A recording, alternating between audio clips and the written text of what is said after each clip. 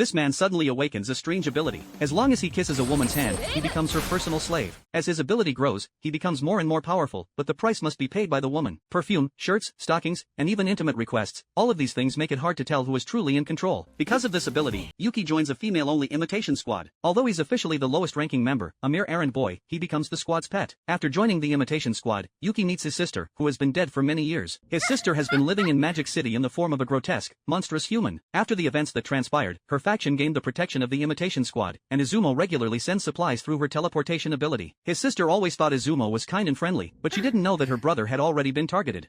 将来の家族の話ですから。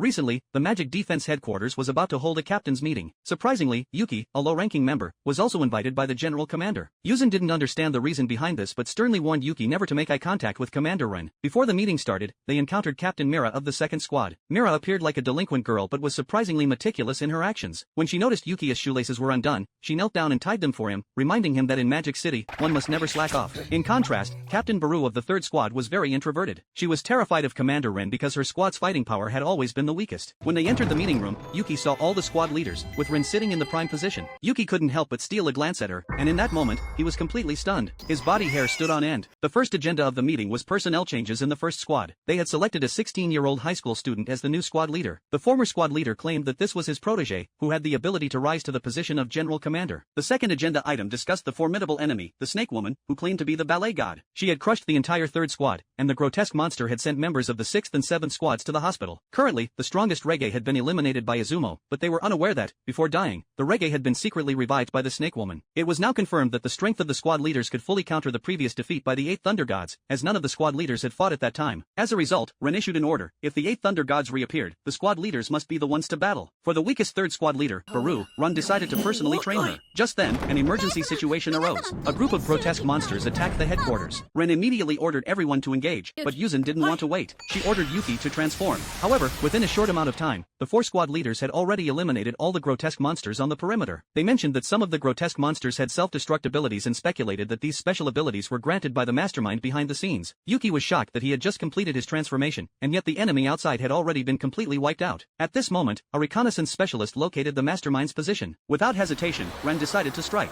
She immediately rose into the air and almost instantaneously arrived at the target's location. Meanwhile, Yuzin rode Yuki to the scene, only to find that all the enemies had been defeated. Yuzin remarked that the general commander's abilities were still incredibly powerful. Ren instructed Yuzin to cancel her abilities, wanting to see the cost of using such abilities firsthand. Yuzin demonstrated on the spot, explaining that this time's task was just about traveling, but if a battle had been necessary, it would have required a greater price.